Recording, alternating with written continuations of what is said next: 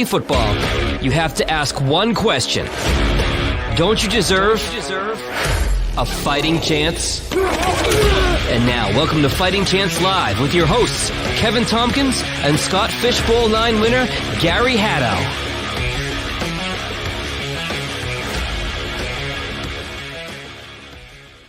Welcome into Fighting Chance Live. We are still alive. Don't get it twisted. We are still alive. I am Kevin Tompkins of not just Fighting Chance Fantasy, but also, since it's been like months, it feels like, since I've been here, I also now write for Ball Blast Football as well as Fantasy Pros. And my good friend, my compatriot, Gary Haddow, with a social media name change, by the way. Gary, my friend, how are you? I am doing fantastic here with the initial rebranding, just going with Haddow 27. I really wanted something else, but it was taken, and then I had to throw in numbers, and it just looked ridiculous. So here I am, back in the flesh. 2021 needed to spruce things up after a wild 2020. So I'm excited to be back. One last ride, man. Yeah, and one last ride it is. This is the final episode of Fighting Chance Live, but I don't want anybody to panic, because we're not going away from the podcasting scene. We're actually going to be starting a new little venture, and I'm going to play a little video. This is going to be the debut of that. So if you've seen some lightning bolts randomly, this is why, and this is about 7 to 10 seconds. You ready, Gary? Let's do it.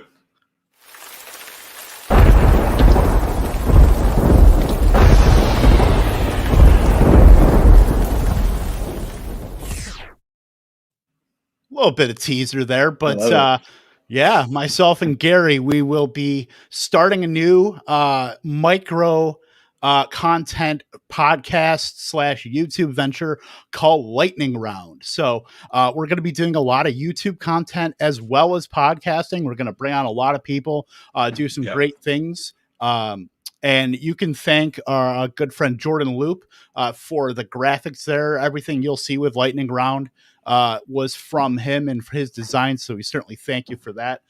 Jordan, you can find him at Cantaloupe. I believe it's Cantaloupe_FF. If I got that wrong, just look up Jordan Loop, Loupe, because I am terrible at this right now. But yeah, this is going to be a fun venture. And Gary, are you excited, man?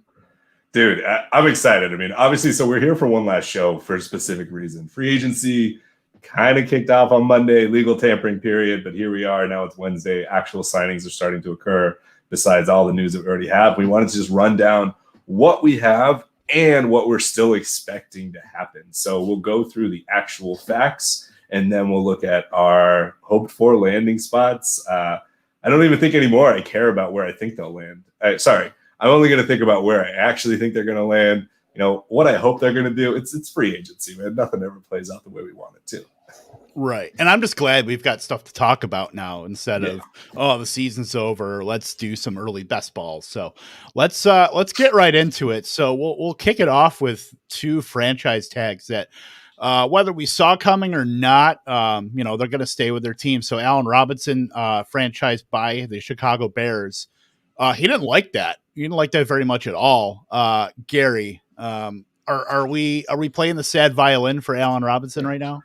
I think we are playing the sad violin for him. I actually expected a franchise and franchise and trade or something along those lines. You keep doing the dude dirty. Like, he expressed his frustrations in the season, and yet no matter what, nothing. They didn't care. They just said we're going to keep him. I still think there's a chance maybe he gets traded or something. I will say, just in general, aside from Allen Robinson, I don't think the franchise tag or a one-year contract is a bad thing for anybody that's looking to seriously get paid. For anybody that has been asleep for the last few months, the cap is going to be at $183 million this year. Yep. It was expected to be over 200, I believe, and next year looking at potentially being 210 million with some new TV deals. So a one-year deal is really not that bad. I imagine that on the franchise tag, there's zero chance that Allen Robinson's going to accept any deal that they offer him at this point.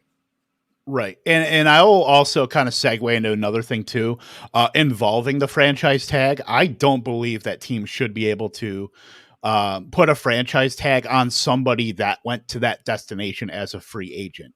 I think that should be solely for in-house guys you drafted or, brought in as an undrafted free agent. I don't think that should be something that teams can do. And maybe that's something that, they take a look at league meetings or whatever the case may be. I just kind of think it's a raw deal for Allen Robinson. He clearly wasn't happy about it. And my opinion, I honestly think he's going to be holding out. I don't think he's going to be signing that franchise tag that I don't know what the dollar amount is, but I think just with that situation, it's kind of reading the tea leaves at this point that I think there might be a holdout on the horizon here, whether he gets traded from that tag or just sits out for half the season, whatever the case may be. But it's not a good sign right now for Allen Robinson from his reaction to that, and then retweeting other people, their reactions about it negative toward Robinson. So, yeah. Can I plagiarize someone's words on here? I don't know if that's okay or not, but quoting the great reasonable Kevin Tompkins on Twitter, Allen Robinson's QBs the last 10 years, Matt McGloin at Penn State, Christian Hackenberg at Penn State, which is insane. Blake Bortles with Jacksonville, Chad Henne, Jacksonville, Trubisky, Chicago, Chase Daniels, Chicago, Nick Foles, Chicago, Tyler Bray, I don't even remember that, Chicago, and Andy Dalton coming in 2021. Spoiler alert to later in the show. It literally, it isn't all 10 bad. I can't think of somebody that's getting so screwed. And he is so good. He is so good. He had 14 touchdowns with Blake Bortles. Yep. Dude's a monster. And if he could just get a quarterback, he would just be so unleashed. Right. I completely agree. And, people want to say, when 2018, when Robinson had his choice of suitors, he shunned the Packers for the Bears. The point still stands. I mean, it's pretty sad that Andy Dalton right now is looking like the best quarterback that he will ever play with. If he decides to play, unless he gets traded, and he'll probably get traded to, some other bad team with a bad quarterback. And then we're just playing this, playing this roulette wheel yet again. He's going to go to the Raiders. Just get screwed. Yeah, exactly. But yeah, we'll see what happens with Allen Robinson and the other franchise tag. I say this was expected for Tampa trying to run it back is Chris Godwin for Tampa. I think that was a pretty good move there. They can always negotiate. He wants a long-term deal. So do the Bucs. So I think that gets done in short order, probably before the season. But, Godwin stays with the Super Bowl champs.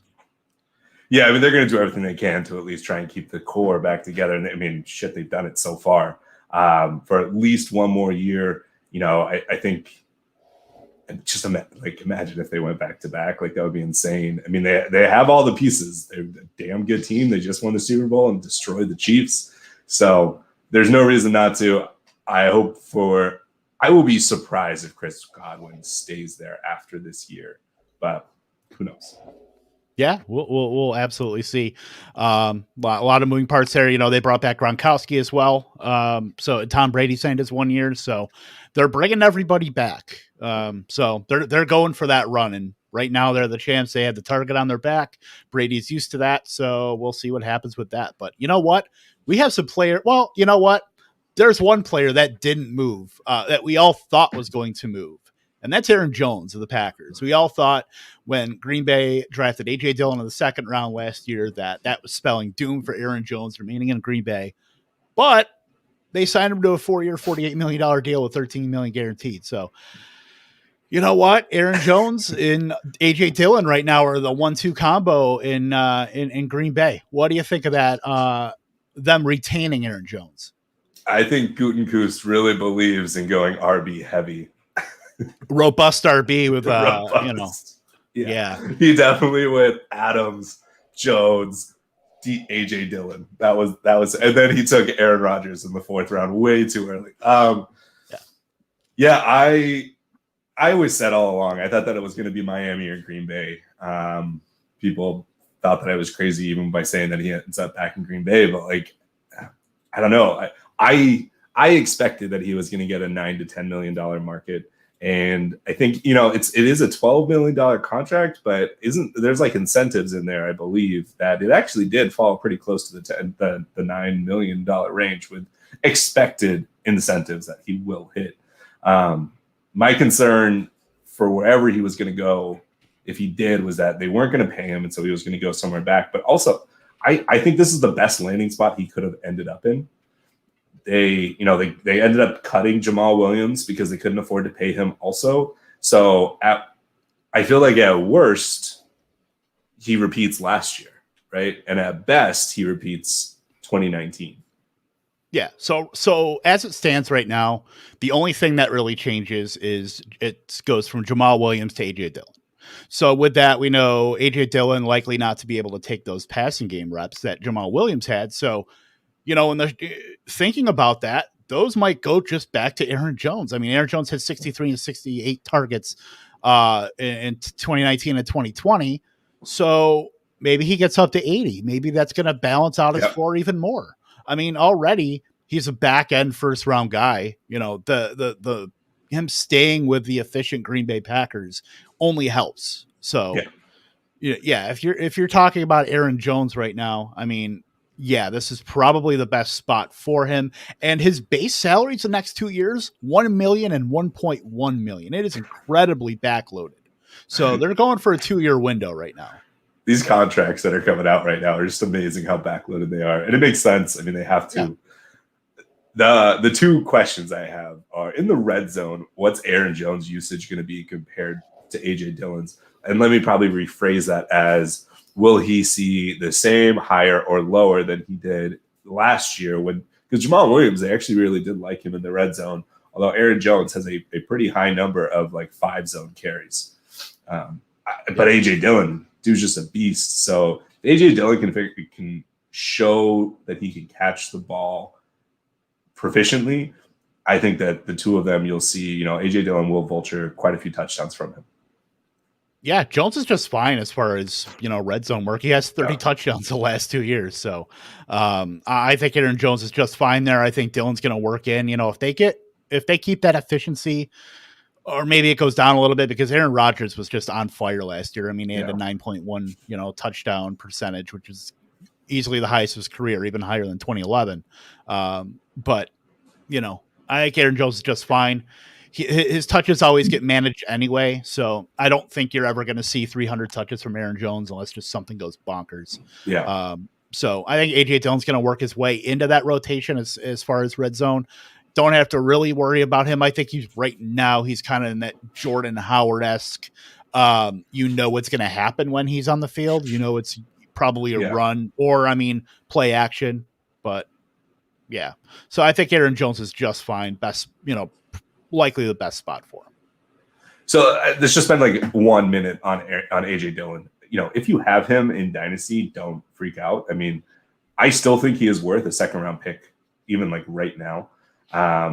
In redraft or keeper leagues or whatnot, not Dynasty leagues, I think I'm going to try and own him a good amount, because if something happens to Aaron Jones, we know AJ Dillon is the guy, regardless of what they bring in, knowing the Packers, they'll draft a running back in the first round. But I really do still, I like him a lot. A lot of people had Jamal Williams, and he was flexible when you were desperate last year. He always still got his 9 to 12 touches, and I don't see any reason that AJ Dillon won't do that. Anybody that was hoping that AJ Dillon was going to become the guy, that's gone out the window, but he still is going to have value. Yeah, right now, if I'm looking at redraft, right now, I think he's in the same tier as a Tony Pollard or a Alex Madison. He is a top 3 to 5 handcuff where if something happens behind him or in front of him with Aaron Jones, that he is going to immediately be a top 10 running back. Yep. And I really, no one else that's a running back is really signed. It has been a relatively slow offseason or free agency so far. The one thing, Marlon Mack just re-signed with the Colts. Just quick answer. Does that hurt Jonathan Taylor at all? Nope, not at all. He's coming off an Achilles, and Achilles injuries usually take 2 years to get back into where he was before. So I'm honestly surprised that he didn't sign a 2-year deal. at least from his camp, to maybe to knowing that in year one it's going to be an uphill battle, but then that second year he should be back to normal. So if he had signed I think a 2-year deal with incentives, I don't know what the market was out there, but it probably wasn't that high knowing that injury. But I would have at least tried to get a second year out of that, and knowing that it's going to be an uphill battle. If he just doesn't do anything, that's a guy that might be out of the league or very close to it, or like a mid-season pickup by somebody. I mean, he's young, but those Achilles injuries are tough, man. Completely. I'm not surprised that he re-signed with them, because I would imagine that his agents were like, listen, dude, they're offering you $2 million for 1 year. Like, just go. Because even if you don't do anything for the first 8 to 10 weeks, you could show up for a stretch run, a playoff run, if something happens to JT, and just kind of go from there. So it's not too surprising for me. Yeah. Let's answer Axel's question here. Our good friend of the show, our friend Axel Jansen. What are your guys' thoughts on the Bengals offense with them not signing any of the top tier offensive linemen? So we were just talking about this off air, and even though they didn't sign anybody, they have oh my God, who was their O-line that they took? Jonah Williams 2 years ago, right? Yeah. Because he got injured. They have the third pick, I think. Fifth pick. I think that they're going to take Sewell. I apologize, I'm terrible with names for rookies. And I think that they'll still go there. There are still potentially some people. I wish they had made calls to try and get Rodney Houston or try and get Gabe Jackson, who the Raiders just traded away both of them. My guess is, because it's an O-line heavy draft, that their first couple picks, I mean, they don't need a running back. They just paid Joe Mixon. They have T. Higgins, who's the future. They have Tyler Boyd, who's solid as could be. And to be honest, they can easily sign one of these other wide receivers, even if they're the lower end wide receivers, just to fill out that core. And then, Kevin made the reference, it wouldn't be shocking if they try and reach or sign a tight end. I mean, shit, they want to try to get Zach Ertz or something. I don't know. They have cap room to do it. Yeah. Smart money is on Penny Sewell. The don't give a fuck money is on Kyle Pitts. I just think that would be absolutely sick if they just went on a cooler to the rest of the league and took Kyle Pitts and just said, screw you guys, knowing how deep that offensive line class is this year.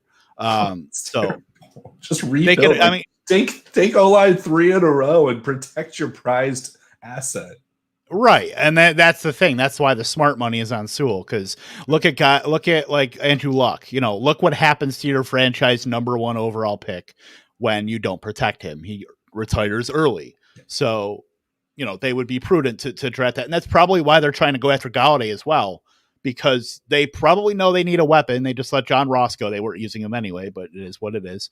So they're trying to get a weapon. I mean, they've been tied to Kenny Golladay. They wanted to offer him reportedly a 1-year show me contract. So, I mean, it is what it is. They clearly want another weapon in that offense. Whatever they do, I mean, it's a deep class. So you could even draft a guy in the second round, maybe like a Dylan Radins from North Dakota State. Not that I know who he is or anything, being in Fargo, but it's a deep class. I mean, he's probably a first rounder in most years, but not in this year.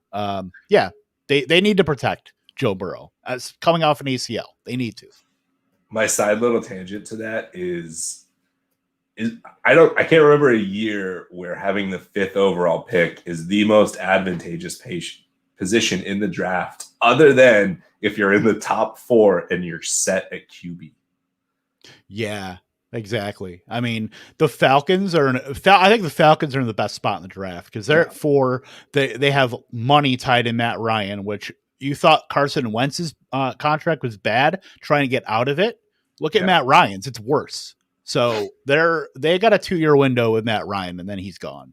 So the Falcons are not. I don't think the Falcons are drafting the quarterback. If they do anything with that pick, they're taking somebody that's not, quarterback, or trading it. I think they should trade it, but you've got plenty of suitors. There's going to have teams coming after them, whether it's the 49ers or who knows. Yeah. But I actually like the Dolphins position more. I just have to say, you can leverage whoever offers you something. Oh, I just heard that so-and-so is, if they're like, no, I'm not going to take that. Be like, well, I just heard that the Falcons are about to trade with so-and-so and blah, blah, blah, to get that QB. And like, they are such a good team. They should have been in the playoffs. I believe that they just missed it by the skin of their teeth. They're only going to get better. The ultimate question is like, and they're not going to deviate from Tua this year. So if they were to move back and acquire, a couple more picks and another future pick, I set it all off season last year, like Dolphins. Dolphins are going to be sky high, and they just have so much cap room. They can just keep making moves. Yeah, for sure. We'll move on. Yeah, let's move on because we don't have much else in the running back news. So there's plenty. You want to go quarterbacks next? Let's do it.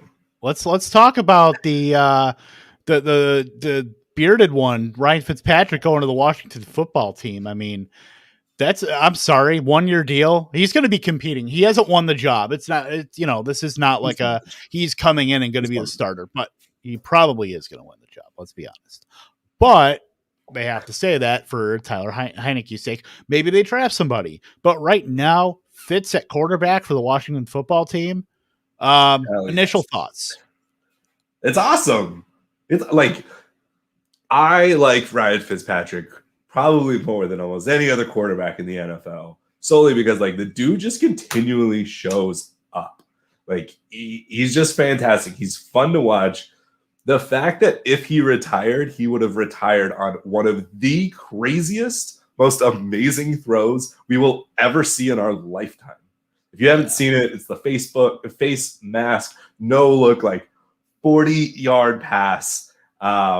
It was amazing. So the fact that he's going to go and like, he's open to just throwing the ball around. He has Terry McLaurin, who is a beast. He's got Logan Thomas. He has Antonio Gibson. He has J.D. McKissick.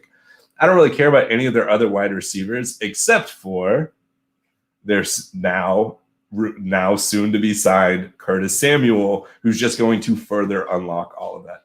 I think it's a fantastic signing. I believe that their defense is already proven. I was almost going to say they're already a playoff defense. They're already proven not just to be a playoff defense, but to be able to go even further in the playoffs. They just needed a not Alex Smith, Dwayne Haskins, Kyle Allen, and that's what they got. Yeah, I'm going to tell you right now, this pickup, it's shrewd. I will say that. It is a shrewd pickup. What was it, The Godfather? Just when I thought it was out, they pull me back in. That's Ryan Fitzpatrick right there. That is like the motto of 2021.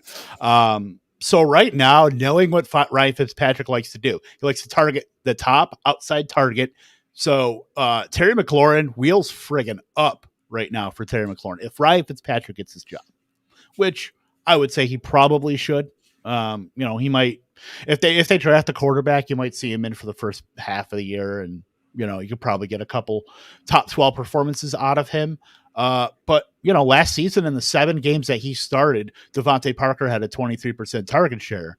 And nobody else had below, I think 15 was Gesicki and Myles Gaskin. So, he always has a strong connection. He had the Tampa Bay wide receivers when he was there. One thing he does not do that well, and it was already a regression candidate, is Logan Thomas, who had a 20% target share and now has to fight with Curtis Samuel for targets as well. He already is very not great in targeting the tight end. So right now, I think I just tweeted it out like maybe an hour and a half ago that Logan Thomas is our generation's Gary Barnidge. Yeah, so that's Robert. It's not looking great. It's not looking great for Logan Thomas. But the one thing, with Fitz, it's symbiotic the way that he fits in with the rest of that team. That if he goes full on Fitz tragic and throws 3 picks, he's got a defense that can back him up. If the defense has a slow start, Ryan Fitzpatrick could just sling it out there and get them back in the game. So I think those are 2 units that are going to come together very well. I think it's a good signing. If they bring in a rookie, Ryan Fitzpatrick has been on 9 damn teams. He has 17, going on year 17. So he has a lot of knowledge and part. I don't know if you heard this. He went to Harvard too. So I got two big points. I'll address the one you most just recently said. the fact that how he counterbalances the defense. There was a lot of talk in the offseason, not offseason, the postseason, and just in general about like the Chiefs and how Patrick Mahomes, he is so good and so efficient at what he does that the Chiefs defense brings in just playmakers to go after and make a big play, because if they mess up, and Steve Spagnuolo coaches them this way, if they mess up, ultimately, like, they have Mahomes to come back. This is like the opposite, right? That their defense is just so damn good that, like you said, if he does throw his 3 picks and has his bottoming out game, then so be it. But almost like he's like the adult version of Jameis Winston. Like, he can do all the things that Jameis can for good, and for better or for worse, but he's a little bit more composed at how he does it. So the second point, and this is like my ultimate plan, and I have this in the show doc, like, I want 2 of the wide receivers to get signed by them. They have the cap room to do it. Get Terry McLaurin, get Curtis Samuel, and get somebody else to be kind of their Y. And if you do that, you can then move from, what's their draft pick, like 24, kind of confused by the sevens. They're in the 20s. They're in the 20s, yeah. If you were to get from there, you could trade up and get Mac Jones. You can leverage a first in the future to get up to try and get Mac Jones, because their defense is so good, and their offensive line was one of the best units last year. They have Antonio Gibson. They would have their wide receivers. They have Logan Thomas. Like, you really have all the pieces, and those are the teams I like to trade up kind of from the back of the pack to try and just get that one final piece to set them on a course for a few years. Right. And remember, they still have Kendall Fuller too, and they just signed William Jackson from the Bengals as well. So now they've got 2 solid corners. I mean, that's putting it mildly, to go with that front 7. I mean, that's gross. So it's a good team. They're not going to be a 7-9 team. Oh, we were dirty. I mean, they were already good before Alex Smith went down. They were really good. And then Alex Smith, that was in 2019. But they're only getting better, and this is what happens when you spend first round after first round on your defensive line. The guys just become stacked. Yep. And then now, speaking of Jameis, let's talk a little about him and Taysom Hill, both in New Orleans. This is going to be a bit of a quarterback battle there. So, what do we make of this situation? I like it. I think we all kind of expected it, right? I think, the contracts aside, so for anybody that doesn't know, Taysom Hill signed a 4-year, $140 million extension. Yep. But every year is voidable, right? Like, even this current year, or is it every year after this year? Like, they can literally cut him at any point, and they can void him. Yep, they can void it at any point. It's the weirdest. It's straight monopoly money when you're playing Sorry or playing the game of life. It's so weird. Jameis got like a very low 1 year. I think it's an incentive. It's 1.5, right? 5 million. And then with incentives, it goes to like 8. So it's also crazy. Like, I apologize for the tangent, but like, these guys should be getting the Colin Kaepernick, Andy Dalton, like the original Ryan Tannehill contract for like 16, 17 million. But we live in this world where like top quarterbacks try to move or request trades, and everything is all over the place. And yet Jameis Winston, who set the world on fire with 5,000 passing yards, 30 touchdowns, and 30 interceptions, is now a $5 million. Like, Marcus Mariota's contract last year is more than Jameis is making this year. That's insane. Yeah, that's sick. It just blows my mind that Fitzpatrick and Jameis were on the same team, switching back and forth. Like, they're basically a tag team in wrestling. This dude, the Washington football team, are totally gonna knock the Saints out of the playoffs this year, and it's gonna be so awesome. That is awesome. So, all right, so week 1, who's the starter in New Orleans? Jameis. Taysom's gonna be his normal role. Taysom, the offense stalled under him, except for when he was the offense.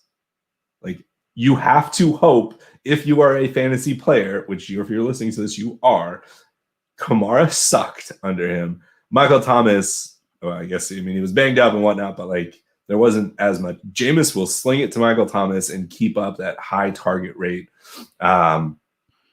I couldn't. It's Deontay Harris, like their second wide receiver. I don't even know who their second wide receiver is. So right now it is him and Tre'Quan Smith. So take your pick. Whether they bring somebody, they could bring somebody into the draft.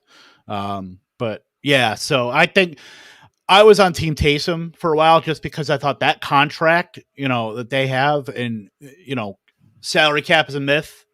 They brought Jameis in. I think it's probably going to be Jameis, and it is what it is. I think they're just going to go with him and keep Taysom in his role and then figure it out year to year, I guess. But it's a lot better for Michael Thomas. It's a lot better for Kamara. What happens if Taysom is on the roster next year? Are they just going to use this roster as where they borrow from the cap and they just keep kicking it down? Like it's the straight. They're kicking the can. It's so weird. Yeah, they're kicking the can down the road and then they're going to catch up to eventually. But there's one more quarterback to talk about, the Red Rifle, Andy Dalton. The Chicago Bears continue their long line of quarterback tradition. Good God. I mean, Andy Dalton had a really good end of last year. Granted, he had all these weapons, but good end of the year. He never really good. He had a good relative to he was a borderline league winner. Dalton was. Honestly, I think he was. Yeah, but like within context, like he had Amari Cooper, CeeDee Lamb, and he unlocked Michael Gallup. Yeah, nobody did that. Dak Prescott didn't even do that, but yeah. So Andy Dalton is now in Chicago, and there's rumors too that they might be adding another quarterback as well to make that a real competition. The name that's been bandied about, I don't know if you've seen it, Gardner Minshew. That's amazing. I mean they should do it, but they shouldn't do it because I don't know. Like, what do you do with Foles? Are you trading him back to Jacksonville? Are you cutting him? Like, that's just the fact that they refused to sign Dalton and traded a 4th-round pick for Foles, gave him a $4 for $40 million contract. Now Trubisky's gone. Foles is going to be your backup, and you just paid Dalton $10 million to come in. It's a beautiful damn thing, isn't it? The circle of life. It's so dumb. So all right. And the trade rumors are that they're trying to move Anthony Miller. Not to say that anybody is fond of Anthony Miller right now, but like you're trying to move pieces away from an A-Rob and Darnell Mooney. Like, sorry, Cole Kmet also. Like, I don't know. It's just crazy. It is crazy, and we'll see what happens with that. Whether it's Dalton, whether they add somebody, whatever the case may be. But I mean, there's not much to talk about. You're not drafting him in fantasy. You're only really drafting him in mid to late dynasty super flex, where you have to draft him because he might have a chance at starting, and then maybe 2 quarterback redrafts as well, just to have somebody on the bench. It's about what you're doing with Andy Dalton. He's going to be a Scott Fishbowl winner. If he's a Scott Fishbowl winner, I'm going to delete my Twitter account. I'm just kidding. I'm so excited. I hope I remember this. Oh my God. It's on the internet forever. So it is what it is. Wait, who would you rather have them starting? Dalton or Minshew? I mean, probably Minshew Dalton's probably better right now. Minshew's probably has a little bit more upside. Both are take it or leave it for me. They really don't do anything for me. They don't jump off the page. So I almost rather have Trubisky if I'm being completely honest. I would rather have Trubisky than either of those guys. Yeah, I like Dalton. Like I actually think if he can be the grown up version of what they thought they were getting with Nick Foles, I'm okay with it. It's just about what their defense can do from just a team perspective. So we'll move on from that. Yeah, let's move on. We've got a lot of wide receivers to talk about. A lot of them have not signed yet, so we're going to talk about the guys that have signed, and then we'll chase those other guys at the end here. But first one on the list here, Corey Davis signed a 3-year, $27 million deal with the Jets. So he joins Denzel Mims, Jamison Crowder. Right now, quarterback is Sam Darnold. We'll see what happens with that, whether they bring somebody in, trade Darnold, keep Darnold, post Adam Gase. There's always that factor too. But first thoughts on Corey Davis. I love it. I will try to not love it. Wax poetically. I love it. Like I think Corey Davis is a number 2. I also think Denzel Mims is a number 2. I think it's fantastic. They paid 3 for 27, right? $9 million. They paid less than Kendrick Bourne and Nelson Aguilar. For $9 million, smash that. Fantastic. If they, they're going to take what, Justin Fields or Zach Wilson. Like, I think there's no kind of secret. It's one of those two. I love it. Like, I like everything so far that the Jets are doing. I think it's smart.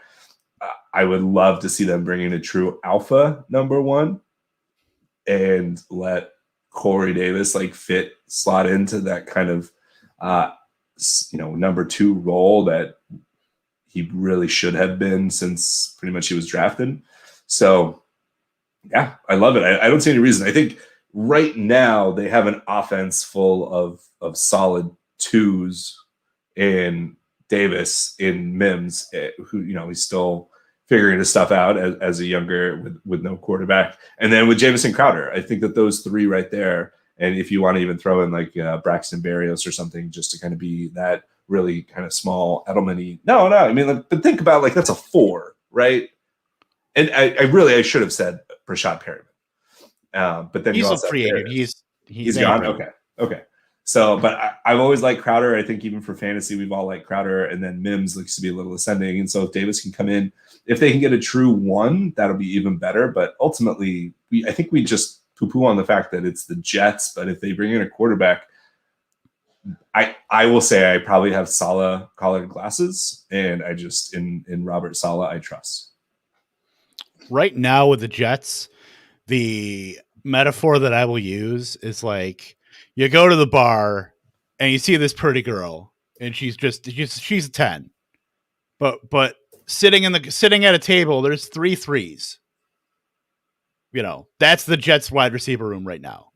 3 threes. Dude, honestly, but no, hold on. Don't give them a 3. They're like 6s. That's putting it mildly. Right. Okay. Denzel Mims can be a 6. Crowder is like the safest 65 catches you'll ever find. But here's the thing. In fantasy, right now, I don't want any of those guys, and that's including Mims right now. Right now, they're going to cannibalize each other so bad. Crowder is probably going to lead that team in targets. Unless you get a spike in quarterback play, the Jets aren't going to be throwing the ball everywhere. The Jets are going to be throwing the ball everywhere. They're going to get a running back, whether it's Chris Carson or whatever the case may be. They're going to get a running back. They're probably not going to stick with little Michael Pirine. They're probably going to draft somebody. Right now, I don't want any Jets unless Mims just goes off. You'll probably have to draft. Who is going to be the highest drafted New York Jets wide receiver in redraft? Yeah, and it's not by much. It's probably going to be. But okay, so I will admit that I tend to think a lot more about just the team overall, and the team as a whole has gotten better over the course of this offseason, just in free agency right now. Yeah, they've boosted their entire as far as just depth across the board. I mean, they've done pretty well. So the next question is: Sam Darnold a good quarterback? Just for fantasy purposes. For fantasy purposes, if he's still on the Jets going into 2021. Yeah, but so far, he hasn't been good. I'm answering the question for you because I know your answer. He hasn't been good. So he hasn't been good. The bar to get above that is very low, right? So if they're even better, and we saw good games from I have Crowder on various rosters, and I would start him, including in the playoffs on various rosters. Rashad Perryman had good games. Mims probably had less games than we wanted him to have, but he took at least 8 games to get going. I think there's a solid there's a better chance that their rookie that they bring in will be immediately better than Darnold. I also think that's because the infrastructure that the Jets now have, including and not Adam Gase coaching staff, inevitably be better from the get-go. I agree that Corey Davis will be overdrafted. Yeah, I think he'll absolutely be overdrafted. I think in PPR formats, I think Jameson Crowder will be underdrafted. Yes. But I also think Mims will be overdrafted as well because he fits an alpha profile based on his measurables, and he'll be what you want him. You have this vision of guys. You saw T. Higgins. You saw all these guys, Michael Pittman, of like 6'4", 210, freak athletes. And now you want Denzel Mims, who was drafted in the same kind of ballpark as those guys. This Mims is going to be industry versus home. Industry leagues, yeah. Mims will be overdrafted. They will be home sharp leagues, on Mims. He will be vastly underdrafted. I think Crowder will go above Mims in home leagues. Just because of the team he plays for in home leagues, and you're just Joe Schmo's, 12-team redraft league that, with your buddies from work, Denzel Mims will probably go in like the 13th round just because he plays for the Jets and they're shitty. They were a shitty team last year and the year before and whatever the case may be. But, that's the sharp play is hoping that Denzel Mims with draft capital, knowing that he has those tendencies, knowing there's a new regime coming in post Gase, that Denzel Mims can be an alpha if Sam Darnold is allowed to keep progressing, if they stick with him, if they bring in a rookie, if they bring in a Zach Wilson, I'm going to just downgrade those guys, all three of those guys, just based on efficiency, based on Zach Wilson having to learn in the NFL. I'm assuming it's Justin Fields. And I think Justin Fields is more quarterback ready or NFL ready than I think Zach Wilson is. I agree. But all right, let's move on. I have to just say this one thing. Again, all of this premise, like this is the distortion between fantasy and real life. 3 for 27 is awesome for what can be a 1A or we'll just say 1B. When AJ Green, who's 7 years older, got 1 for 8. I know AJ Green is, potential to be a stud, whatever. But again, it goes to like the Kendrick Bourne, the Nelson Aguilar. What you do in the moment in signing a contract is relative to what occurs around it. And they got a good value at wide receiver. It is very unlikely that you get somebody with the potential to be an actual one for less than $10 million in the NFL. Now we can. No, you're right. You're right. Absolutely. So we just mentioned him. Let's talk about him. AJ Green gets 1 for 8 for the Cardinals. And I only like this move for one reason. Okay. You put AJ Green on one side. You have DeAndre Hopkins on the other. Christian Kirk goes back into the slot where he played at Texas A&M. And that could unlock Christian Kirk. Yeah. That's wild. I hadn't even thought about it. I just think you put anybody opposite DeAndre Hopkins that is a seasoned veteran, and they're going to make the most of what they can do. I don't care what people say about last year. Last year was just weird. You're learning stuff with a new quarterback, and you got young guns around you. I think that AJ Green is going to come out he's going to be an overdrafted value, but he's only going to be a value because you're going to get him later in the year because people are going to draft him and be like, man, this totally sucked because they took him earlier. But then he will come on once he gets that connection with Kyler Murray, and he'll just have pop games. He's just one of those where he's going to be a solid back-end wide receiver 3. Yeah, I mean, honestly, I'm not touching him. No, I'm not touching him.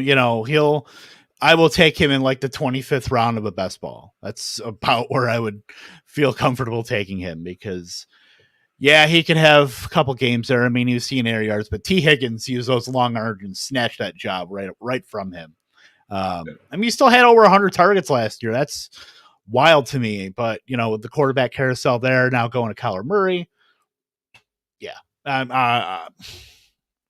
There's two. Hopkins, you know what you're getting. If Kirk can't win in the slot, and I think you just cut bait. I think he's done. If he can't be a slot guy for the Cardinals, I mean, clearly Andy Isabella isn't going to be a thing. Yeah. Yeah. So Kirk in the slot, damn it. Just friggin' do it, Cliff. Come on. Yeah. Going to let's go to New England here because they just signed seemingly every free. They were like the Madden team that the computer, they took the free agents they wanted in the first 2 days, but you still have 27 other days to simulate. So while that's going on, you sign everybody else on your franchise team, and that's pretty much what the Patriots just did. Yep. Yeah, so we're talking Nelson Aguilar and Kendrick Bourne, which the wild thing is that we give them shit for signing these guys, but the wide receiver room got an upgrade no matter what. I mean, based on you had your 3 weeks of Jacoby Myers last year, and that was about it. And you had Demeter Bird running, on the all exercise team running routes and not getting targeted. So Nelson Aguilar is your deep threat. Kendrick Bourne's your whatever. Jacoby Myers, whether he factors in. N'Keal Harry might not be there. And this is all for Cam Newton. And Julian Edelman. As of right now, he's on the team. Yeah, the fossilized Julian Edelman. We'll see what happens with that. But do you have any kind of confidence in Nelson Aguilar, what he did last year, moving that over to New England now with probably, certainly a worse situation from Las Vegas to New England? So I find that I'm a little against the grain. So I definitely think that these were good NFL signings. I think that, as you said, they upgraded. I think for fantasy purposes, Aguilar definitely drops down. If they didn't have Cam, like if they had Jimmy G, or if they were able to get Mac Jones, those are different things. I also think that we're also a little blinded by how bad Cam was last year with COVID, with the shoulder, the foot was a while ago, but all that stuff. I think that they just overpaid on these guys. Like that's my frustrating thing. I think in combination with the other moves that they made, I like them. I think that they rebuilt what that is, and they are going to redefine what their offense is and build something that tries to fit Cam's skill set, which is weird because Cam's skill set is not like short to intermediate whatsoever. I don't really know what to make of them. All I know is they got better. I'm not going to touch any of them. Kendrick Bourne, I feel like is going to be like a waiver wire. I'll pick him up. Like, you might get a touchdown here because the dude's a stud. For anybody that doesn't know, Kendrick Bourne had 10 touchdowns last year. Like, his third down efficiency is fantastic. He's from the 49ers. And then Nelson Aguilar was one of those guys where you just wanted to put in daily every single week because he just kept popping, but it'd be like 2 for 68 and a touchdown.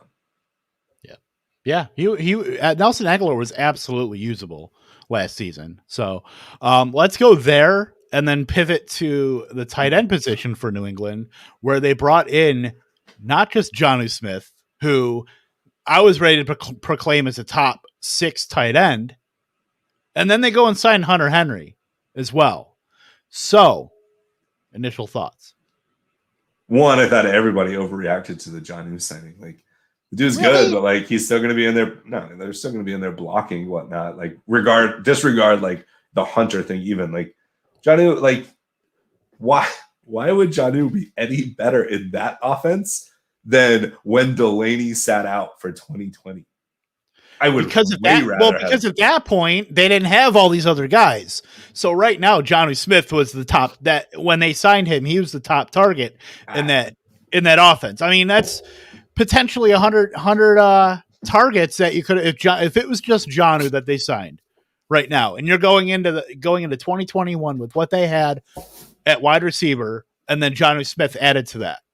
Jonnu Smith is borderline the top passing game target, and we saw Cam Newton, with Greg Olsen, a big body tight end in the middle of the field that he loved to target. He made him a Pro Bowler. So just different versions of like the same quarterback, though. Like, I get it, but also Greg Olsen is one of the better quarterbacks we've seen play. Jonnu is good and he has breakaway speed, but I feel like getting excited about Jonnu is getting excited about N'Keal Harry when he was drafted, and that was just the same thing. I was just not into it. Like, granted, different positions, the tight ends have a much lower bar to be that top spot. granted, you're saying top 6. Like I'm okay with him being top 10, but I don't know. I'm way more excited for Hunter Henry. Like, yeah, I think Hunter Henry's awesome. Yeah, and I think so too. But what do we think about both of them in the offense? Like, they're not Gronk and Aaron Hernandez. I mean, nobody is. So, are you looking at two guys that are going to cannibalize each other, or are you looking at these guys like they both have a role, they're going to fill it? Probably Jonnu Smith, more of that. He's going to block 20% of the time, and then Hunter Henry's going to be the guy running the routes. Or is it going to be because they're both solid block? I mean, Jonnu Smith's a pretty good blocker. Hunter Henry's not bad. They both can do it and interchange. And that's kind of where that lies. For me now, with both of them in New England, knowing what they have a quarterback right now, they're fringe tight end like 12, 13 guys for me. Yeah, I mean, I think they'll be like back-to-back, like 11, 12, 13, that kind of range. Hunter PPR, Jonnu standard type thing, I like, again, I like all of these 4 signings all at once. It just, for fantasy purposes, doesn't do too much. I do think that they're going to have a solid touchdown amount. Right. They can't bank. That's so hard to say because, like, how many touchdowns did Cam throw last year? 8. Right? He threw 8 touchdowns. I don't know. This is just the weirdest thing. And especially because, we expect them to sign Chris Carson or Leonard Fournette, and they're going to be a ground and pound team. And so then you're now splitting up play action passes among four different catchers, including if Julian Edelman doesn't go to Tampa Bay. Like, it's just crazy. I don't know. This is the weirdest team. And yet somehow, I don't know. Somehow the Patriots are still going to figure out a way to get it done. But the one thing I do like about it is that they have firepower to be able to keep up in games as long as Cam can actually get them there. I mean, they're going to be going up against some solid offenses with obviously the Bills, with the Dolphins. And then, like, the number 1 offense in the AFC East is going to be the Jets next year, right? I mean, I can't believe you just took that seriously. I was trying to just kind of.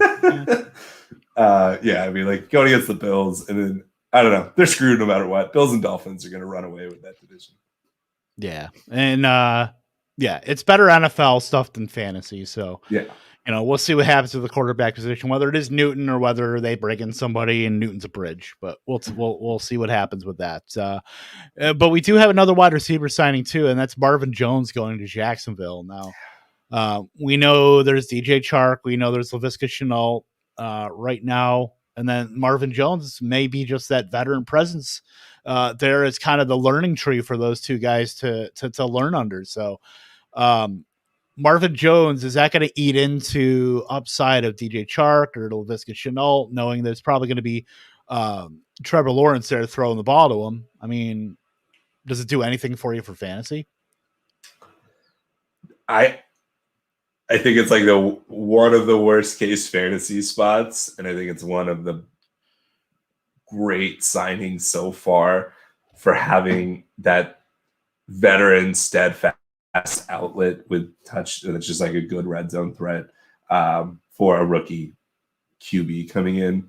I'm really curious. I really thought Hunter Henry was going to go to the Jags, and so now it's just like they have to bring in a tight end. Like, how are they not hounding the Eagles to trade for Zach Ertz? I don't know. I have no idea. They just traded Josh Oliver too to the Baltimore Ravens. They're going with my man from NDSU, Ben Ellison. That's what they're doing. I mean, isn't Tyler Eifert still on the roster? I don't know. So is O'Shaughnessy, I believe, as well. So they just re-signed O'Shaughnessy. Yeah. I don't know. Like, I think that it's kind of a mediocre signing for fantasy purposes, but for those that start Marvin Jones when he'll have 2 games this season of 2 touchdowns rather than his 1 game of 4 touchdowns that he usually has every season. Right. Exactly. So yeah, that's probably better, real life signing. Getting, like I said, just soak up knowledge like a sponge. Chenault and DJ Chark from. So not a bad signing as far as an NFL signing goes. And then let's go over to another tight end here. I think this is going to be it. I think as far as our guys, Gerald Everett to the Seattle Seahawks going into the division. Dissly is still there, but right now it looks like Gerald Everett's probably going to be that guy there in Seattle, but I think that's a guy that's probably going to get overdrafted as well. Gerald Everett, he could be a Higbee. He could be a guy that people are going to try to be sharp on, and he's just not going to get enough targets.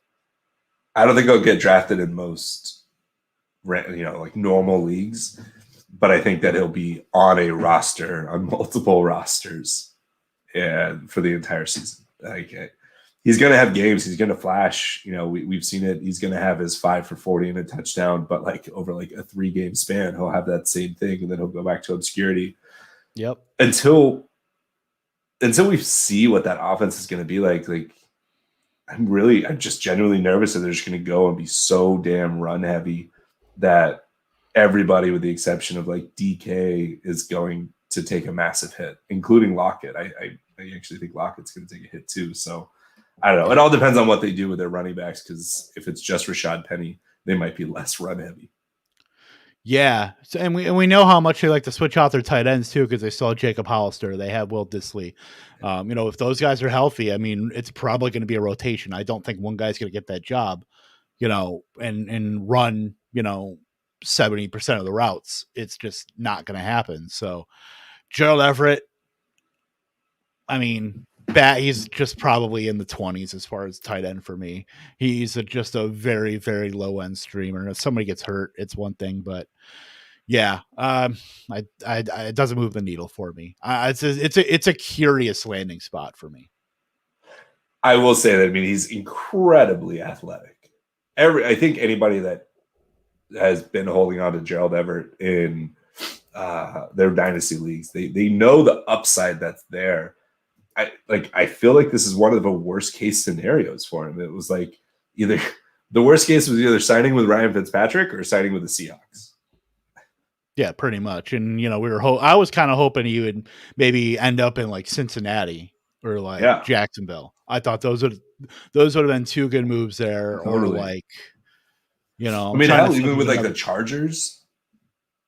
Yeah, I think they're going to go with Donald Parham as far as we know. But how sick would Kyle Pitts look on that team too? Kyle Pitts, I'm very interested in where he lands. I think he's probably going to go in the top 15 picks, maybe even the top 10 picks. Say what you want about rookie tight ends, and we haven't seen one really flash since Evan Engram did, and that was only because everybody and their mother got hurt on that Giants team.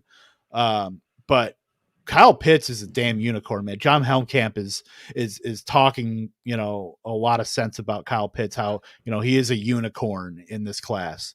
If you're a wide receiver, he'd probably be wide receiver 2 or 3. So yeah, we'll see what happens with that, but very curious landing spot for Gerald Everett. So let's talk about a couple guys here real quick that haven't signed yet, but where we think would be a good landing spot. What do you think about Chris Carson? Where do you think he ends up? So I'm just going to lump them together. I think that either Chris Carson or Leonard Fournette land up in either Buffalo or New England, and that whichever one picks one is going to go to the other. So Buffalo and New England. I think that they're both looking for some kind of bruising backs. That I actually like Chris Carson more than Leonard Fournette, even though Leonard Fournette has some better receiving chops. I would prefer that Chris Carson goes to the Bills just because I like the Bills more. But yeah, I think it'll be one of those two. Yeah, I wouldn't mind that either. I think Chris Carson would muddy up a lot in Buffalo, but I think it'd be a good spot for him nonetheless. I think that would pretty much render Devin Singletary as dust, even more than he already is. I think the Jets are still a good spot for him. If they clearly have the 3 best receivers in football with Sam Darnold. No, I think Chris Carson being, that underrated running back, I think he would fit pretty well there. And with Mike LaFleur and Robert Saleh, potentially bringing kind of a more of a Shanahan system if that's the route they want to go. Chris Carson could be a big part of that, and he could probably see as much volume as he would have seen in Seattle. I don't see. I think the Jets draft one of the top 3 running backs. That's what I think. I think they're going to get one of Harris, Etienne, or Williams. Yeah, they can lay off Javonte Williams. He's going to stay. He's going to go to Atlanta, and that'll be Steven Jackson 2.0. So all right. So we talked about Chris Carson. What about playoff Leonard Fournette? What's a good spot for him? So I still think it's going to be. I said it's Bills or New England. Obviously, Tampa Bay is kind of the other likelihood. So I will lay off the Bills because that's where I think Carson goes. And I'll say playoff Lenny goes to either New England or Tampa Bay. He just loves Brady that much. You're right. I think Tampa's a good spot for him. I think as somebody who has a lot of Ronald Jones, I hope not. But I think Tampa's very realistic. I also think Seattle is very realistic too. So right now, I mean, it's Rashad Penny, and they really haven't given him a real fair shot to be the guy there. But I think with how they want to run, and not let Russ cook, I think that's a good spot for him to maybe Fournette and Penny and whatever the case may be, whoever else they want to throw in there if they want to run the ball and jam it down people's throats. I think that's a good spot too. Yeah, I agree. Yeah, I don't know. It'll be interesting to see. I don't know. We got a wild card here, though. Kenny Drake. He is really one guy that I am honestly not sure of. Yeah, like his market is weird for me. Yeah, it's very weird. Like I feel like he falls outside of all of the archetypes of the running back type. Right, because he's not quite a satellite back, but he's not quite like a grinded out 3 down guy, 2 down or 3 down guy either. He's just kind of that jack of all trades, master of none for me. And and it's weird because he could probably go back to Arizona and keep muddying it up, but I just don't know. I mean, I would say the Jets as well. But I don't think he's not going to be the guy anywhere he signs. He is going to be a 1B to somebody else. Like I want to say the Dolphins, but because I thought that's where Aaron Jones would go. But It makes no sense for the Dolphins to bring anybody in. Like Gaskins was good, if not great.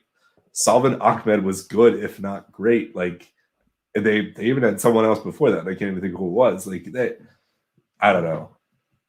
I don't know. I think we're just gonna say I think we're gonna say the Jets, and then they draft someone. But the problem is Drake's gonna require $8 million because he was franchise tagged, but it was 1 year, $10 million, and that was because he wasn't willing to accept less than $8 million last year. So he ain't gonna get that this time around either. I don't think. I think he'll fall right in line with Jamal Williams, I believe, got $7 million from the Lions. I think 2 years, $7 million. I think that's a good spot for him. Atlanta wouldn't be that surprising. He's young enough to go to Atlanta. Neither Pittsburgh wouldn't be. Wouldn't be. That's actually the Leonard Fournette spot that I thought was kind of poetic and made sense. Like they want a hard running back, and Fournette lit them up that one playoff game for probably his best game of his career.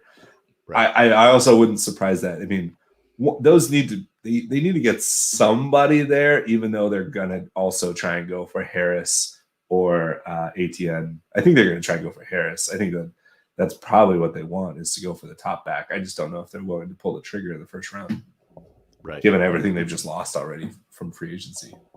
Mm-hmm. So let's go over to the wide receivers and we'll hit these quick here. Juju Smith-Schuster, speaking of Steelers, where does he end back up? I don't know. This was a really tough one. I have the Raiders in here, but they just signed John Brown to like the $5 million contract. And I'll let you talk about that one, but I don't know. I also will say that I think that he would fit in very well. Like going back to my Washington football team, should take 2 wide receivers from the top 6 of this group. He would fit in really well because you would have Terry going down, you would have Curtis kind of doing his thing, and then you would have Juju being more of their slot guy. So I'm going to cop out and give 2 answers, and that would be the Raiders or Washington. Yeah, I mean, we've heard Raiders rumors. I still think the Dolphins are in play here too. They were an early favorite there. I still think they get somebody there in the slot. I don't think they're going to go back with, giving all this love to Jakeem Grant and Malcolm Perry and all these other guys. I think they're going to get something for Tua to be like, hey, we believe in you. Here is Juju Smith-Schuster to go with Parker, to go with Preston Williams, Gesicki. I think they're going to get Juju Smith-Schuster. I think that would be a great move to solidify the quarterback and give him some confidence, knowing that he doesn't have to look behind him now. I mean, yeah, Fitz is gone, but, we've seen in the offseason that, Tua is, they're maybe looking for a quarterback. I think that would be a good move to kind of solidify that and just quiet that noise. I think it would be a good fit considering what Parker does and what Preston Williams coming off his ACL will be able to do. What's funny is that when we originally created this show doc, I think I had like every team, every wide receiver going to Miami. Just was like, I don't know, but Miami makes sense. And I have not listed Miami once. So I don't think the Titans have space to sign him. They spent too much on defense. because AJ Brown is too big. He is 2 wide receivers. It's not even like his cap. It's just he's too big. He's just no. AJ Brown is puts the grown ass in grown ass man. I also think that Juju, just as a player right now, is probably the most difficult if I am a GM to figure out what I want to do with someone like him, because he's not going to be prototypical. He's not going to be a 1. He's best suited as a 2. I think we've seen that. So it's a matter of how much are you willing to pay that 1. If we're saying Corey Davis is 3 for 27, and that's at $9 million. I actually think that just hurt Juju's contract. I don't think he's going to get a 5 for 80. I think that the next 2 guys will get closer to 60 to $80 million contracts if they were to do 5 years, but there'll be something around 13 plus million. I think Juju is going to be frustrated. If anything, I might see Juju settle for a 1-year contract as a prove-it deal. I don't know. I think he's good for like a 3-year, like a 55, 60 with some guaranteed. I think insane. I know. He's a slot receiver. He's good, but he's not. I don't know. He's okay. And he's still young. I think he is one of the rare people that has off the field value as well, and I think that's going to factor in a little bit into that. Yeah, I don't know. I hope he doesn't re-sign with Pittsburgh. Nothing against him. I would hate for him to just be stuck. Maybe Pittsburgh will help because he'll get all his dump offs, but I know. We love him and Chase, so I don't know. Axel, we're going to talk about the Titans in a bit, actually, after we get through the wide receivers. Yeah, so Kenny Golladay, we've talked about him a little bit here, where we saw reportedly got a offer from the Cincinnati Bengals. Also rumored to be visiting the Giants. Where does he end up? Where does Kenny Golladay sign? I'll let you answer this because we have the same answer, even though I kind of disagree with mine. I think he does sign with the Giants. I think they need an alpha. They need a number 1 wide receiver. They need right now. They're just rolling out. They don't have Golden Tate, but they still have Darius Slayton. They still have a competent underneath guy in Sterling Shepard. I think that they could use that kind of archetype in a wide receiver for Daniel Jones. It will be prove it or you're gone pretty soon for Daniel Jones. He has to hold on to the ball. He has to be able to make strides. Now, granted, last season was kind of lost because you also lost Saquon Barkley early on too. So there's a lot of moving parts here, but when everything is right, when everybody is healthy, and this is including Ingram, this is including Barkley, Shepard, Slayton. If they add Galladay, there's no excuses now for Daniel Jones. I think with that complement of guys and how I don't think the division is going to be as weak as it was last year. There was a lot of stuff that happened that made that division weak. Yes, I think Washington is probably the best team in that division right now, but I don't think Dallas is too far behind, even though their defense is just absolutely atrocious. But the Giants could potentially win that division if those guys Giants stay have healthy. a solid defense. Yeah, they're one of those, better than the sum is greater than the parts. Yeah. So yeah, I think a Giants would be a good fit. So I agree. I think everything is indicating the Giants. I don't know if I'm the Colts. I don't know how I let one of these 5 wide receivers go. And we've already seen Curtis Samuel sign. I swear that there was one more. How am I? Oh, Corey Davis was the 5th. So we'll discredit that. So I don't know how you let one of these 3 with Juju, Genny, and Will Fuller, we'll get to in a sec, but I don't think Juju fits because I think Paris is kind of already that role.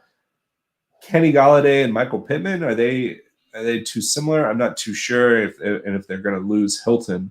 We didn't really talk about the fact that, like, if the Colts do sign someone, Hilton's probably gone, and does Hilton deserve to be talked about? I'm not too sure. We'll cross that in a future show. So I'm going to stick with the Giants, but I think that the Colts are crazy to not get one of these guys.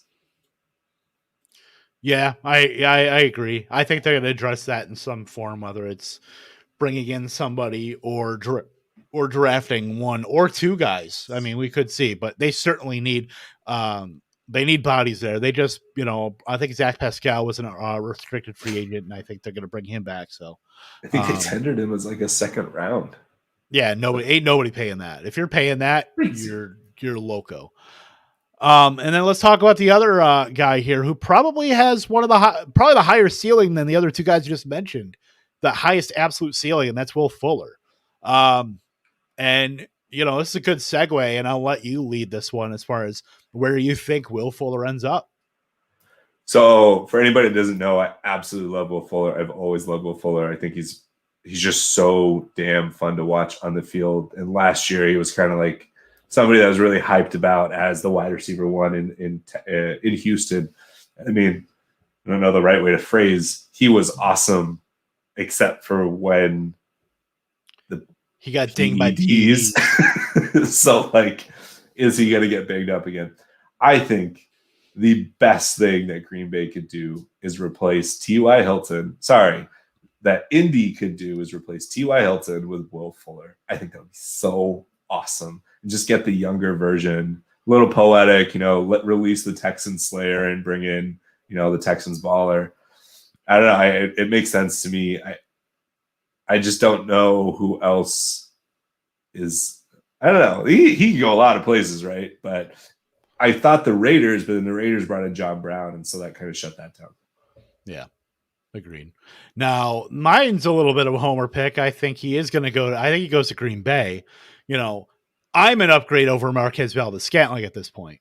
So if you want to bring in someone that can match the efficiency of Aaron Rodgers as far as being a receiver, it's going to be Will Fuller. You take out Marquez Valdes-Scantling and you put in Will Fuller as the deep threat in Green Bay.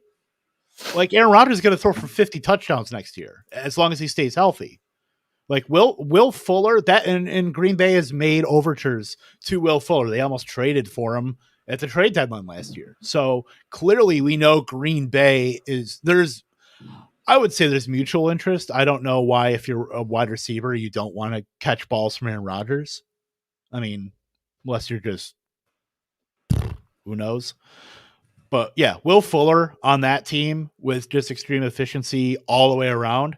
You replace Marquez Valdes-Scantling with him and make, Lazard probably, he's closer to a 3 anyway. Probably, if I'm being honest, a 4th wide receiver. And then Marquez Valdes-Scantling is probably the same. If you want to shut people up, including me, who's been saying that they need a wide receiver that's not dusty outside of Devontae Adams, go get Will Fuller. salary cap is a myth. Yeah, Green Bay has had cap issues and they're kind of strapped, but Will Fuller would just absolutely lift the lid off of NFC North defenses. I think that would be the move. I think that puts them over the top. They have I shouldn't say they have no speed because Marcus Valdes-Scantling does have speed, but Will Fuller is just on another plane. I want, like, this is the answer I want, right? I think anybody that's a Will Fuller owner, this is what you want. You want him to go to the Packers. I don't know how they make it happen. I get if the Saints can make what they're doing happen. Green Bay can easily do that. But the Saints had a $20 million hit. Like, didn't they just lose that with Drew Brees retiring? They cut a ton of guys. Like, they just barely got to the cap, and that's also by doing ridiculous 4 for $140. I think they're still over the cap right now. So if Green they can make it happen now.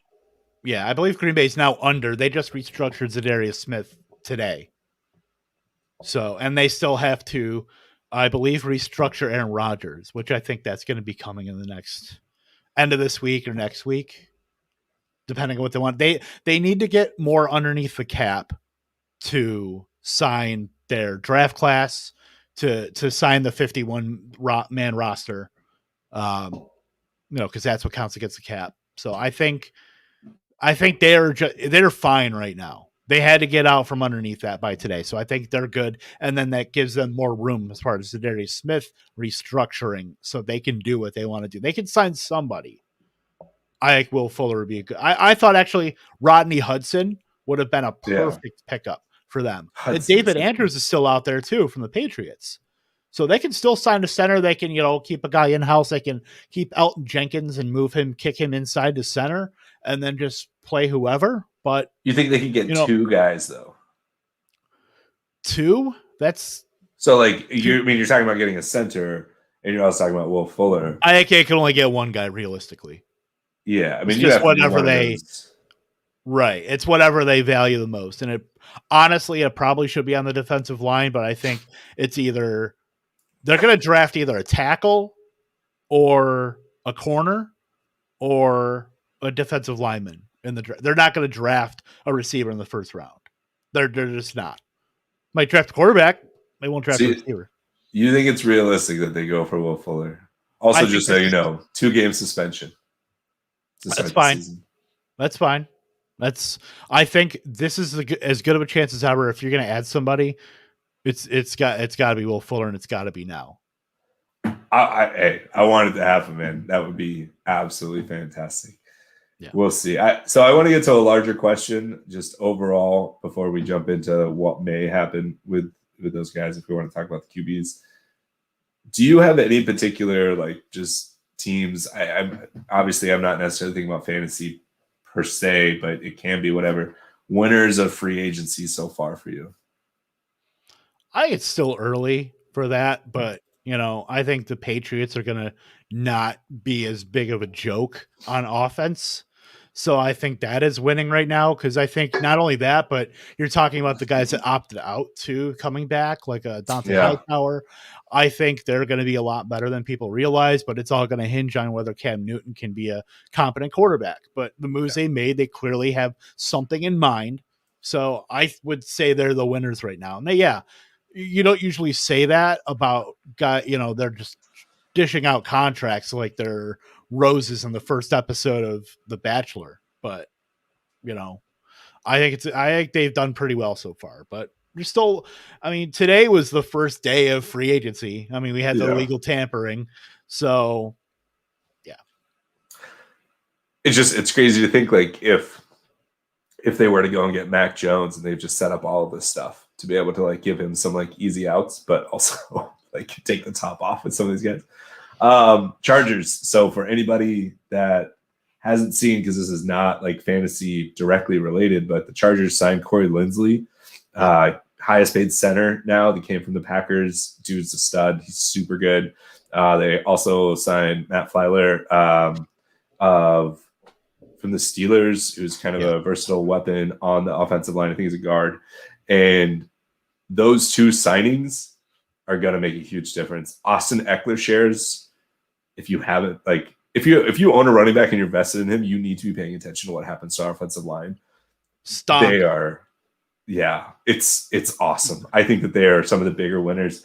I will say, as a real NFL team, aside from fantasy, the Jets are winners, not for the offensive side of the ball, although I do like Corey Davis signing for them. They also signed Carl Lawson, and they signed Gerard Davis. So that's a defensive lineman from the Bengals for Lawson, and then Jared Davis as a linebacker to go next to CJ Mosley. That's going to give them a legit front seven. So I'm excited to see what they can do there. And then lastly, I have this in the show doc. Actually, this isn't just for you, but I think the Titans defense, I don't really know what the hell they're ever doing, but they signed some solid players. It's kind of they have a bunch of, I'm stealing this from the Athletics, Robert Mays, but I don't care. They have a bunch of number twos, but I think that their defense got better by who they signed. They signed Bud Dupree, they signed Janoris Jenkins, they signed, various pieces. So that's where a lot of their money has gone to. They just needed a pass rush, man, because they had exactly. And so, I mean, if their defense can just get a little bit better, sure, they lost Jonnu and they lost Corey Davis, but like ultimately, this is the Derrick Henry and AJ Brown show. So and it's Anthony easy Firkser show. Well, yeah, I mean, like that's what I'm saying. it's easy baby. To replace in combination between Jeff Swain and Anthony Firkser, replace the Jonnu kind of production, even if on a per play explosion it's not there. And then, dude, draft a wide receiver, get a wide receiver. Like that's easy enough to do. If they don't sign a wide receiver, I think it's pretty indicative that they're going to be drafting one. Yeah, I'm going to tell you right now, Team Anthony Firkser right here, because totally Anthony Firkser does not block. He blocked as much as Mark Andrews blocked, and that was not many. That's at like 24 snaps all year. He was run blocking or pass blocking. So when he was out there, he was running routes. Now, if they do not address that position, Anthony Firkser is could be a Mark Andrews candidate as far as a guy that will be running the routes on an efficient offense with Ryan Tannehill, that he would right now be the number 2 guy. Now, I don't think that continues. I think they bring in somebody, whether it's free agency or whether it's in the draft, or they might even just bring in a tight end. But right now, as it stands, Anthony Firkser, they're not keeping him in to block. He is there to run routes. I just took him at tight end 19 in a dynasty startup. That's fantastic. I know. That's literally that was my first tight end because there was just an insane tight end run. Anyway, I think Mark Andrews is an overshot, but I think this for 2021, he could be 2020 Mike Gesicki. You can say it. Now, I'm only saying that because of Mark Andrews and how similar their usage is, because Mark Andrews doesn't run routes. Mark Andrews was a deep sleeper. Now, the offensive situation, I mean, between the Ravens and the Titans, they like to run the ball, but I would say I would take, Ryan Tannehill, 9 times out of 10 over Lamar Jackson as far as throwing the ball. And what you want in your tight ends is you want the number 1 or number 2 targets in their offense. Totally. That's the biggest indicator of tight end success in fantasy is having a guy that's going to be up there that A is going to be running routes, not blocking 1 of 6 snaps like Jonnu Smith was. And Anthony Firkser flashed last year. When Jonnu was out, he had some usable games. He was really good at DFS. So I think the important thing to take away from this is go check out your 25 plus dynasty roster leagues, 30 rosters. See if Anthony Firkser is available. I've seen him available in a bunch of spots. Also, Cameron Brate's the one random guy that I've gone and tried to get. You never know what's going to happen, Gronk. Tom Brady's there. You never know what's going to happen next year, or if Brate is even going to be there next year. Yep. And also the window has closed on Donald Parham. So, yep. Sorry. I got him for $2 in a league of Fab. I'm happy. I picked him up like a week ago, like before tampering. And he's just out there. I don't know how with industry people. I don't know how he's still out there, but sure. I have one final question for you. Sure. Do any of these players get moved? Watson, Wilson, Darnold, Garoppolo. The best shot to get moved is Sam Darnold. Yeah. I think Russell Wilson, them rebuffing the Bears and that reported offer, which was just absolutely wild to me. But I think Wilson's staying put. I think the Texans are going to be stubborn with Deshaun Watson. And now this off-field stuff, we don't really know what's going on with that, and that's a developing situation. Who knows what that could be, if that's something to maybe get Watson out of there. Who knows whether that's true? I mean, yeah. So I'm not going to talk about that anymore. But Garoppolo, I think he's there for 2021. I think they're probably going to be either going with Garoppolo and drafting a guy more than anything else. Yeah. Yeah. Man, talking to my buddies like a diehard Niners fan. Also, Kevin K. Chubb, comes on our Sunday morning live show all the time.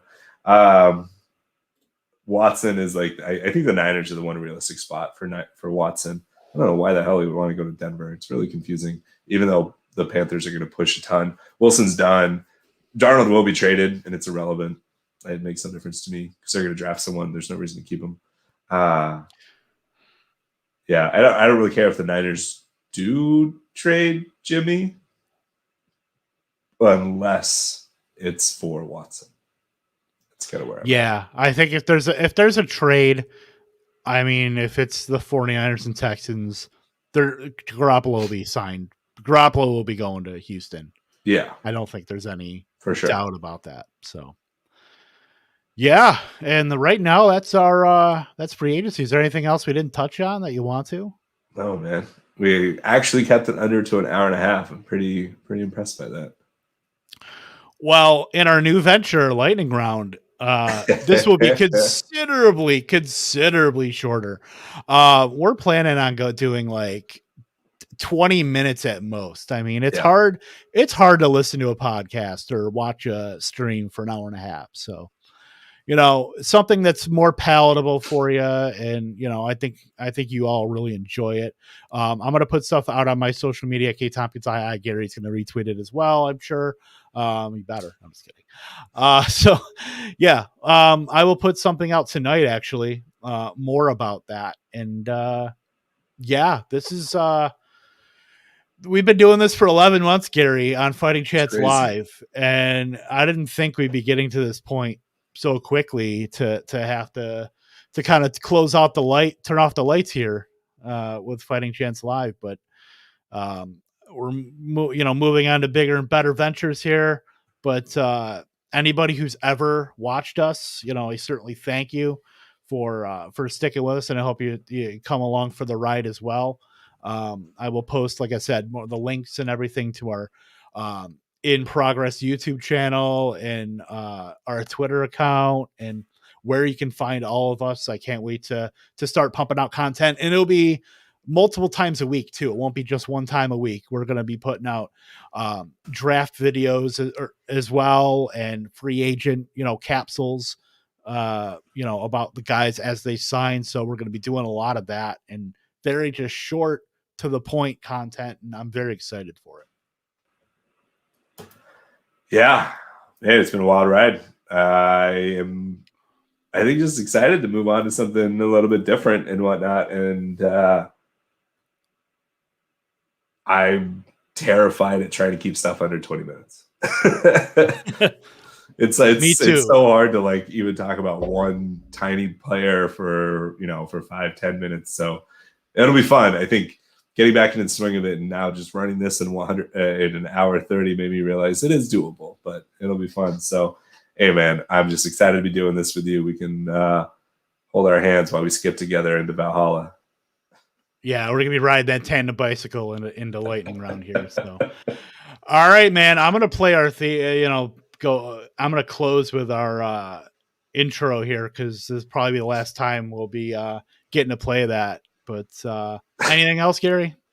No, man. Hopefully everybody will migrate with us to Lightning Round. It should be fun, and stick with us, man. We'll be back probably as early as maybe next week, and be doing some updates. Hell, we might even be back this weekend now that we're thinking about it. Yeah, we'll keep you updated, and yeah, don't touch that dial because we'll be back and better than ever here with our lightning round. As far as Fighting Chance Live, we will be signing out. So Gary, you have yourself a good night. All of you have a great night as well. See you guys. When it comes to everything fantasy football, you have to ask one question. Don't you deserve a fighting chance?